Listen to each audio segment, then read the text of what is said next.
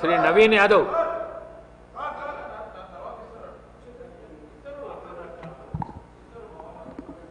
Thank you sir. Sir health policy పైన మాట్లాడడానికి అవకాశం కల్పించినందుకు ధన్యవాదాలు తెలియజేస్తూ, సార్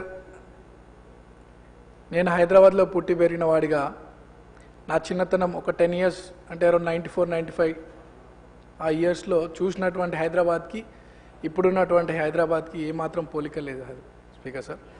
నేను 2000లో ఇంటర్మీడియట్ జాయిన్ అయిన ఉంటే విజ్ఞాన్ కొండాపూర్లో. ఆ సమయం 98లో హైటెక్ సిటీ ఫామ్ అయింది. 2 years ఆ రూట్లో నేను ట్రావెల్ చేస్తూని ఇప్పుడున్నటువంటి హైటెక్ సిటీ కూడా ఆ రోజంతా కూడా ఖాళీ ప్రాంతం స్పీకర్ సార్. సింగిల్ రోడ్డు, ఆ కొండాపూర్ జంక్షన్లో బాటిల్ నెక్ ఉంటుండే, ఒక వెహికల్ పోతే కానీ ఇంకో వెహికల్ రాదు. మేబీ ఆ రోజు నాయకులకి ఓఆర్ఆర్ పైన ఆలోచన కూడా లేకపోవచ్చు. అప్పటి నుండి ఆ తర్వాత వచ్చినటువంటి ఐటీ కంపెనీస్, ఐటీ పార్క్స్ కావచ్చు, ఫార్మా కంపెనీస్ కావచ్చు and various industries, factories, so నగరం అంతా కూడా విస్తరిస్తూ అప్పటి నుండి ఇప్పటికీ 3 to 4 times ఈ సిటీ ఎక్స్పాండ్ అవ్వడం మనం చూస్తూ ఉన్నాం స్పీకర్ సార్. అండ్ అట్లానే లక్షలాది ఉద్యోగాలు వచ్చినాయి, న్యూ కాలనీస్ వచ్చినాయి, హై రైజ్ స్ట్రక్చర్స్ వస్తున్నాయి, గేటెడ్ కమ్యూనిటీస్ వస్తున్నాయి, సిటీ అంతా కూడా ఎక్స్పాండ్ అవుతుంది. And at the same time population కూడా అప్పుడు 50 లక్షలు ఉంటే ఇప్పుడు దాదాపు 1.5 crore ఈ హైదరాబాద్కి రీచ్ అయిన సంగతి మనం చూస్తూ ఉన్నాం. అండ్ స్పీకర్ సార్ ఇందాక సభ్యులు మాట్లాడుతూ ఆనాడు హైదరాబాద్కి ఫౌండేషన్ పడ్డప్పుడు ఆ రాజు ఎప్పుడైతే సిటీకి ఫౌండేషన్ వేస్తున్నాడో ఆ భగవంతుని ప్రేయర్ చేసినారంట. ఏమనంటే ఈ నగరం అంతా ప్రజలతో నిండాలి, చెరువులో చేపలు ఎంత సమృద్ధిగా ఉంటాయో ఈ నగర జనాభా కూడా అంత వృద్ధి చెందాలని చెప్పి ఆయన ప్రే చేసినారంట. సో పెద్దలు చెప్తామంటే ఒక ప్రజలకు ఉపయోగపడే ఒక మంచి కార్యక్రమం, మంచి సమయంలో భగవంతుని ప్రార్థిస్తే ఆ కార్యక్రమానికి భగవంతుడే ప్రాణం పోస్తాడని చెప్పి పెద్దలు చెప్తూ ఉంటారు. మేబీ ఆయన ప్రార్థనలు కావచ్చు, మన హైదరాబాద్కు ఉన్నటువంటి అట్మాస్ఫియర్ కావచ్చు, హైదరాబాద్కు ఉన్నటువంటి అడ్వాంటేజెస్ కావచ్చు, ఈ నగరం అంతా కూడా జన సముద్రంగా మారింది మనం అంతా చూస్తున్నాం స్పీకర్ సార్. సో 4 కోట్ల మంది ఉన్నటువంటి తెలంగాణలో ఈ హైదరాబాద్ పరిసర ప్రాంతాల్లో దాదాపు 2 crores మంది ఇక్కడ నివసిస్తూ ఉన్నారు. సో ఈ హైదరాబాద్ ఇంతమంది జనాభాని హక్కున చేర్చుకున్నందుకు ఒక హైదరాబాద్ బిడ్డగా, హైదరాబాద్ వాసిగా, ఒక హైదరాబాద్గా ఎంతో హ్యాపీగా ఫీల్ అవుతూ స్పీకర్ సార్ ఈ ప్రపంచంలో పాపులర్ సిటీస్ అండ్ ఏ నగరమైనా ఏ నాగరికత అయినా ఎలా ఉన్న రివర్ సైడ్ బాగా అభివృద్ధి చెందినటువంటి విషయం చూస్తూ ఉన్నాం మనము.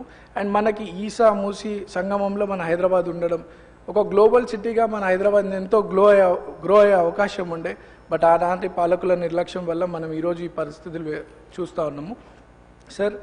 ఆ రోజు మనకి మూసీ నది అనేది ఫ్రెష్ వాటర్గా హైదరాబాద్ నగర ప్రజలకు వచ్చేది.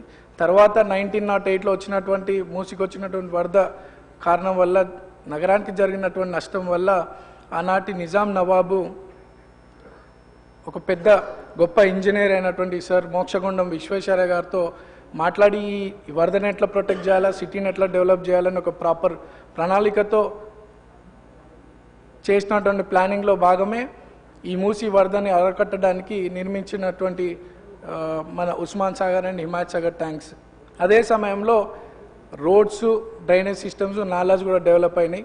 పెరుగుతున్నటువంటి ఫెసిలిటీస్, హైదరాబాద్ మన రాష్ట్రానికి క్యాపిటల్ సిటీగా ఉండడం కానీ, and at the same time హైదరాబాద్లో ల్యాండ్ అవైలబిలిటీ కానీ, ట్రాన్స్పోర్టేషన్స్, మన రోడ్డు, రైల్వే అండ్ విమాన సౌకర్యాలు ఉండడం కానీ, ఇవన్నీ కూడా ఇన్వెస్టర్ని ఆకర్షిస్తూ ఈ సిటీలో పరిసర ప్రాంతాల్లో అంటే అవుట్స్కట్స్లో అనేక ఇండస్ట్రీస్ రావడం, అనేక కంపెనీస్ రావడం, ఈ సిటీ అంతా కూడా ఎంతో విస్తరించడం మనమంతా కూడా ఊహించలేకుండా సిటీ అంతా కూడా ఎక్స్పాండ్ అయింది సార్. అందులో ఉన్నటువంటి కార్మికులు, ఇండస్ట్రీస్లో పనిచేస్తున్నటువంటి కార్మికులు, ఎంప్లాయీస్, ఆ ఇండస్ట్రీస్ పక్కన హౌసింగ్, వాళ్ళు ఇల్లులు కట్టుకోవడం అండ్ సిటీ ఎక్స్పాండ్ అవుతూ ఆ చుట్టుపక్కల రెసిడెన్షియల్స్ కాలనీస్ కావడంతో నగరం శివార్లో ఉన్నటువంటి Kukatpally, Jeedimetla and various industries హబ్స్గా ఉన్నటువంటి ఏరియా అంతా కూడా సిటీ సెంటర్లోకి రావడం, ఆ ఇండస్ట్రీస్ వల్ల పొల్యూషన్తో జనాలు ఎఫెక్ట్ అవ్వడం, అటు ఇండస్ట్రీస్ కూడా ఎక్స్పాండ్ కాకుండా, ఇండస్ట్రీస్ కూడా గ్రో కాకుండా వాళ్ళు ఇబ్బందులు. అండ్ నెక్స్ట్ ఇక్కడ ఉన్నటువంటి సామాన్య ప్రజలకి దాని ద్వారా పొల్యూషన్ ద్వారా ఎఫెక్ట్ అయ్యే పబ్లిక్ వేరియస్ డిసీజెస్తో ఎఫెక్ట్ అవుతూ ఉన్నారు. సో గవర్నమెంట్ ఒక సీరియస్ డెసిషన్తో, ఇదివరకు గవర్నమెంట్స్ కూడా ఎవరు కూడా అంత సీరియస్గా వీటి మీద దృష్టి పెట్టాలి. ఏమున్నా నగరానికి ఏదైనా ఇబ్బంది అవుతున్నప్పుడు అంతా కూడా టెంపరీ సొల్యూషన్స్తో ఉన్నాయి. సో ఈ నాలాలు కబ్జాలు అవడం, లేక్స్, పాండ్స్, కుంటలు అండ్ రివర్స్ కూడా కబ్జాలు చేసే ప్రయత్నాలు చేస్తూ ఉన్నారు. ఇవన్నిటి కూడా శాశ్వత పరిష్కారం జరగాలని, ఈ హైదరాబాద్ని పొల్యూషన్ ఫ్రీ సిటీగా చేయాలని, ఈ నదులు ఈ మూసీ నదిని కూడా మళ్ళీ దానికి పునర్జీవనం పోయాలని ఒక సీరియస్ ఆలోచనతో గౌరవ ముఖ్యమంత్రి రేవంత్ రెడ్డి గారు ఈ రెండు, అంటే మూసీ పునర్జీవనం అండ్ సేమ్ టైం హెల్త్ పాలసీని తీసుకురావడం అనేది గొప్ప నిర్ణయం స్పీకర్ సార్. అండ్ ఈ హైదరాబాద్ గ్లోబల్ సిటీగా గ్రో కావాలంటే ఈ పొల్యూషన్ ఫ్రీ అనేది మ్యాండేటరీ. ఈరోజు స్టేట్ త్రీ పార్ట్స్గా, అంటే ప్యూర్, రేర్గా 3 భాగాలు విభజించడం, అందులో ఓఆర్ఆర్ లోపల ఉన్నటువంటి ప్రాంతం అంతా కూడా ఈ క్యూర్గా మనం గ్రో కావాలా, ఈ హైదరాబాద్ గ్రో కావాలంటే ఈ పొల్యూషన్ ఫ్రీ పొల్యూటింగ్ ఇండస్ట్రీస్ అందు కూడా నగర శివార్లో పంపించాలనే ఒక ఆలోచనతో ఈ యొక్క పాలసీ తీసుకురావడం జరుగుతోంది. అండ్ మా గౌరవ మంత్రి వారిని అండ్ చీఫ్ మినిస్టర్ గారిని we appreciate for getting this policy.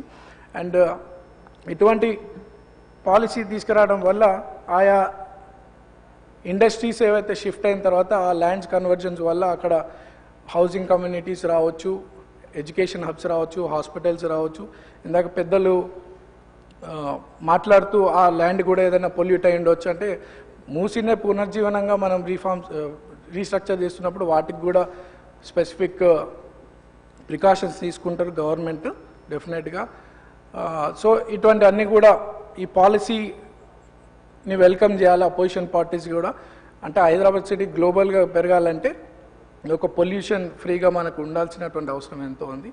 So ఈ పాలసీ వల్ల అటు ఇండస్ట్రీలకి ఎటువంటి నష్టం లేదు అండ్ కామన్ మ్యాన్ కూడా ఎటువంటి నష్టం లేదు. కాబట్టి సార్ ఈ వేరే రాష్ట్రాలలో వేరే దేశాలలో కూడా ఈ పాలసీ వేరే నామ్స్తో ఉంది. అండ్ లండన్లో డాక్లాండ్ అనే ప్లేస్లో కూడా ఒకప్పుడు ఇండస్ట్రియల్ పోర్ట్గా ఉండే, అది ఆ రోజు కన్వర్ట్ చేస్తూ కమర్షియల్ అండ్ రెసిడెన్షియల్ ఫైనాన్షియల్ హబ్గా చేస్తే ఈరోజు కెనరీ వాఫ్గా ఫైనాన్షియల్ క్యాపిటల్ దేశం ప్రపంచంలోనే అంత పేరు కాంచినటువంటి నగరం. ఆ ట్రాన్స్ఫర్మేషన్ స్టార్ట్ అయింది 1971లో సార్. అండ్ షాంఘాయ్ అనే సిటీ చైనాలో ఒకప్పుడు ఓల్డ్ ఇండస్ట్రియల్ జోన్గా ఉన్నటువంటిది సాఫ్ట్వేర్ అండ్ హైటెక్ హబ్స్గా ఫామ్ అయింది సార్. ఈరోజు షాంఘాయ్ అనేది world one of the best సిటీగా కూడా ఉంది సార్. అది ట్రాన్స్ఫర్మేషన్ కావడానికి 30 years పట్టింది సార్. అండ్ ఇండియాలో కూడా ముంబై టెక్స్టైల్ మిల్స్, అది కూడా ఒకప్పుడు టెక్స్టైల్ మిల్స్ నుండి మోడర్న్ కమర్షియల్ అండ్ రెసిడెన్షియల్ హబ్స్గా ఫామ్ అయింది.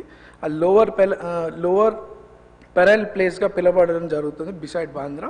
సో ఇవన్నీ కూడా ఈరోజు మనం చేస్తున్నటువంటి ఈ పాలసీ రేపటి భవిష్యత్తు కోసం, రేపటి మన ప్రజల ఆరోగ్యము, హైదరాబాద్ భవిష్యత్తు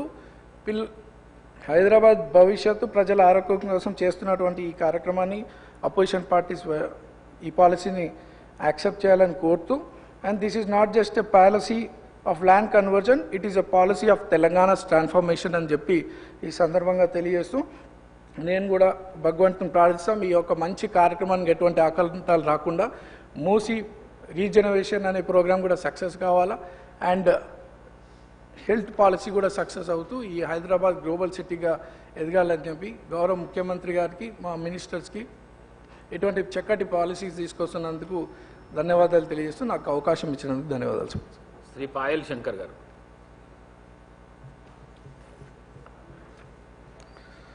ధన్యవాదాలు అధ్యక్ష. చాలామంది చాలా విషయాలు ప్రస్తావించారు. నేను హిల్ట్ జోలికి ఏమి వెళ్ళా సార్. జస్ట్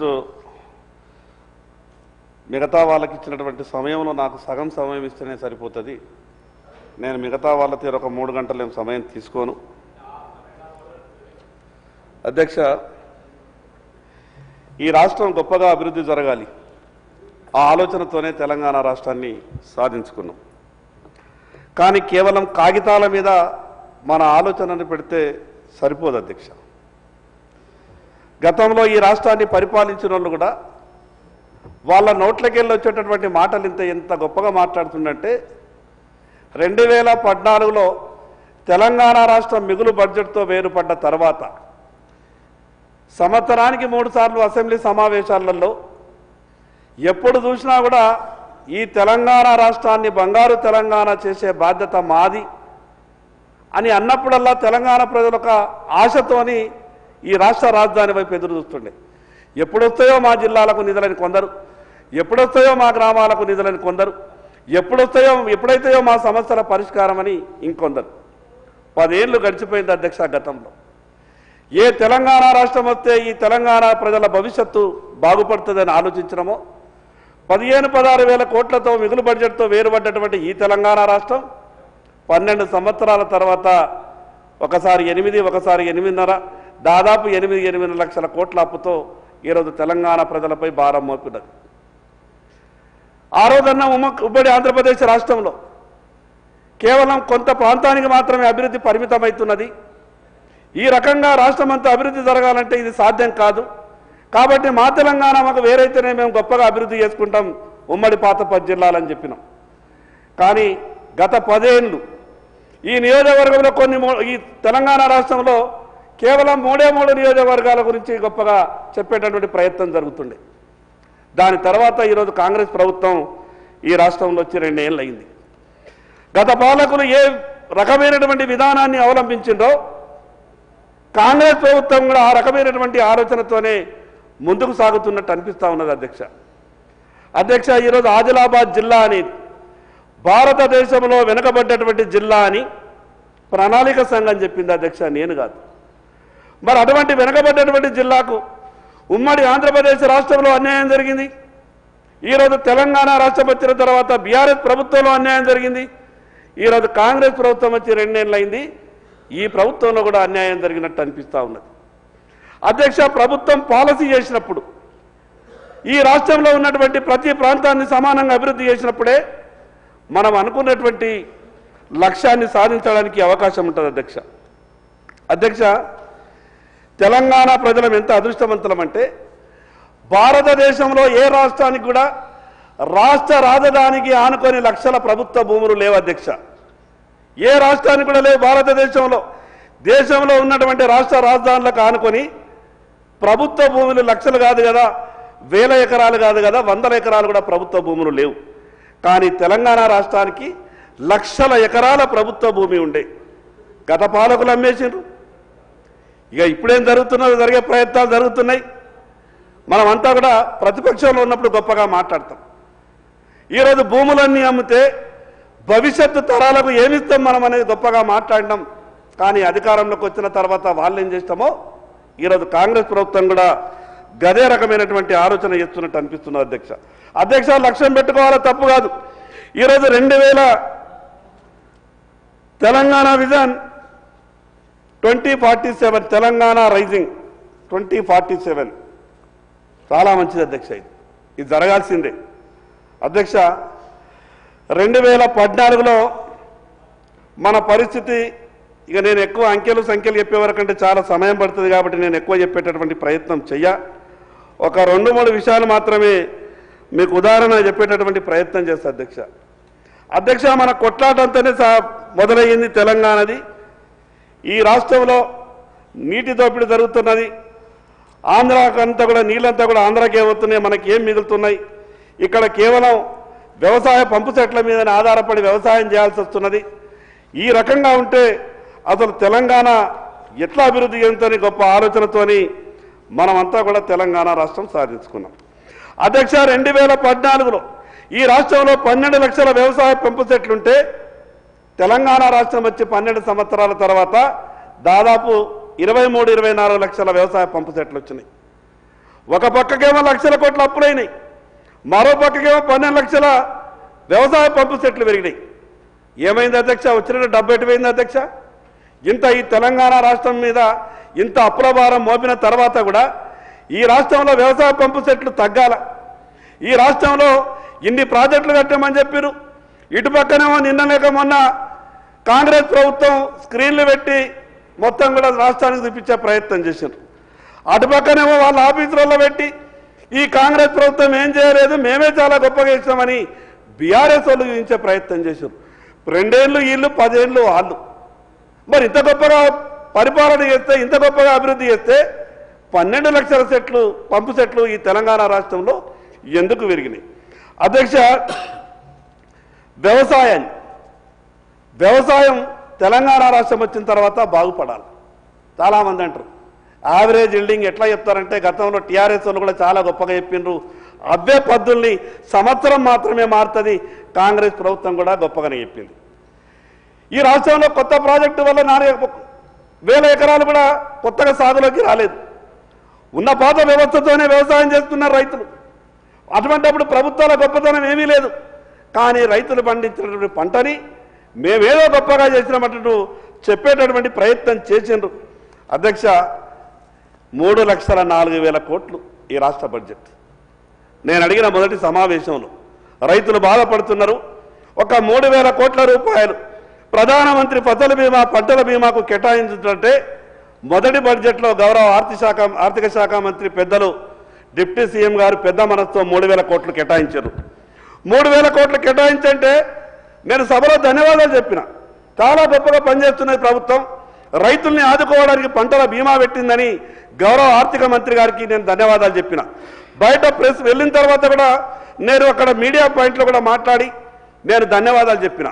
నేను అనుకున్నా బీఆర్ఎస్ ప్రభుత్వం మోసం చేసింది, బీఆర్ఎస్ ప్రభుత్వం పంటల బీమా పథకం తీసుకురాలేదు, కానీ కాంగ్రెస్ ప్రభుత్వం గొప్ప మనసుతో 3,000 కోట్లు కేటాయించిందని. అధ్యక్ష, బడ్జెట్లో పెట్టిండు తప్పితే 3 పైసలు కూడా ఫసల్ బీమా, పంటల బీమా పథకానికి రూపాయి కూడా కేటాయించలేదు. ఎట్లా టార్గెట్ రీచ్ అవుతాం అధ్యక్ష? ఎట్లా రైతులకున్న బాధలు పోతాయి అధ్యక్ష? ఒక పక్క కేవలం మనం బడ్జెట్లో పెట్టుకోవడమే, కానీ ఖర్చు మాత్రం లేదు, కేటాయింపులు మాత్రం లేదు. అధ్యక్ష, ఇదే కాదు, బడ్జెట్ రూపొందించినప్పుడు 3,04,000 కోట్లు ఈ తెలంగాణ రాష్ట్ర బడ్జెట్ మనం పెట్టుకున్న తర్వాత బడ్జెట్కు వాస్తవాలకు ఎక్కడ పొంతన కుదురుతున్నారు అధ్యక్ష? నేనేమంటున్నానంటే, లక్ష్యం పెట్టుకున్నప్పుడు మన ప్రణాళికలో ఏదైతే అంశాన్ని మనం చేరుస్తామో దాన్ని ఖచ్చితంగా టార్గెట్ రీచ్ కావాలనంటే మనకి ఏ వనరులు ఉన్నాయో ఈ సభలో వాస్తవాలు చర్చించేటటువంటి ప్రయత్నం చేయండి అధ్యక్ష.